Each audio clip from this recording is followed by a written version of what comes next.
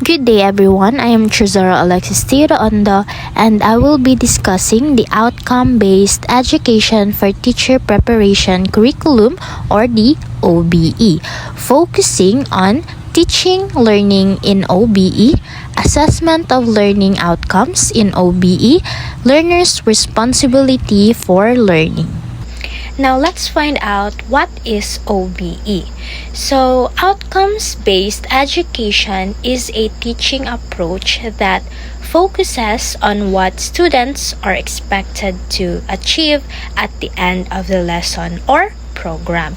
So, instead of focusing on how much material is taught, OBE is concerned with the students actually learn and how they can apply it in real life.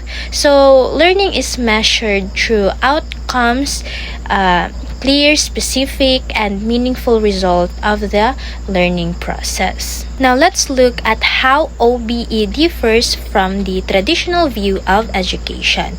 So, as you can see here, the traditional education focuses on instruction, while OBE focuses on learning.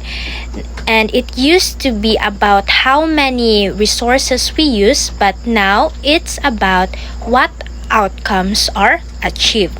And next, the teacher was seen as someone who dispensed knowledge, but now teachers are seen as designers of learning.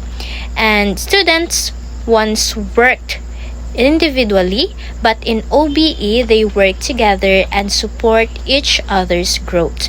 So this shift helps students or the learners become more active, reflective, and responsible.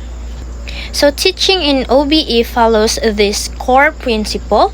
First is we must focus not only on teaching but on whether learning really happens. So we help students make connections between subjects, not learn in isolation. We also teach them how to learn, not just what to memorize. And we as teachers must always be innovative and ready to adopt our methods to help all learners succeed.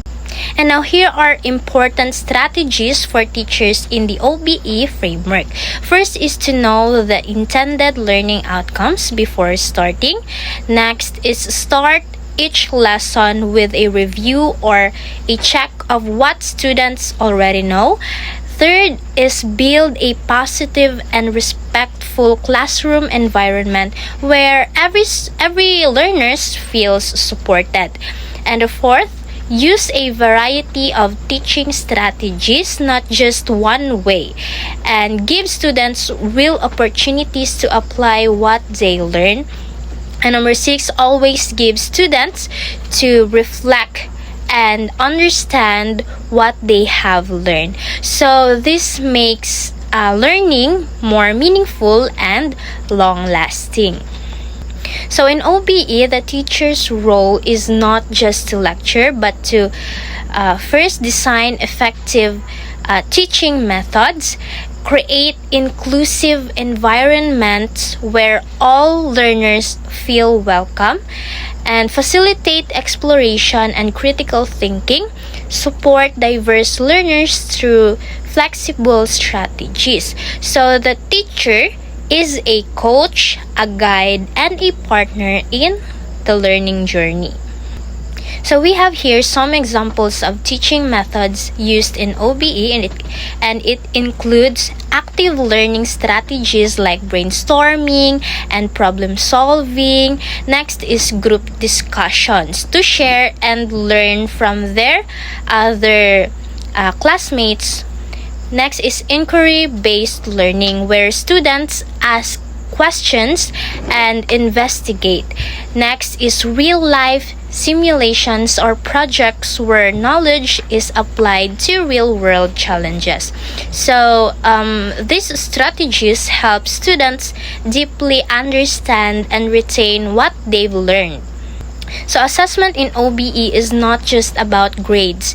It's about knowing if the students have achieved the learning outcomes. So the effective assessment in OBE should be first, it is valid. So it measures what it is supposed to measure. Next is reliable. The results are consistent. Next is fair. All students, regardless of backgrounds, are given a fair chance. Next is aligned to the learning outcomes and supportive of students' progress and development. So aside from being valid and fair, assessment in OBE should first reflect knowledge and skills that really matter to students. Second is to support equal opportunities for every learner. And next, let students show their individual strength and be comprehensive, covering different kinds of learning such as knowledge, skills, values, and attitude. So assessment must guide both teaching and learning. So in OBE, learning is not just the teacher's job. The students are expected to be active participants in their own learning. So the students must take responsibility for their progress, and they must ask questions, seek help, and work hard. And the teacher is there to support and guide, but the students must be the driver of their own learning journey. So to help students take charge of their learning, they should ask themselves, first, what do I have to learn? Second, why do I need to learn it? Third, what will I be doing while I learn? Fourth, how will I know that I am learning? Fifth, will I have a say in what I learn? Sixth, how will I be assessed? So these questions promote clarity, motivation, and self-awareness. So to conclude, the outcome-based education shifts the focus from how well we teach to how well students learn. So the teachers and students are responsibility, but students take the lead role in their own learning. So the goal is clear and meaningful to achieve, while outcomes that prepare students for a life beyond the classroom. So remember, teaching is teaching if the learners learn. So that would be all. Thank you so much for listening.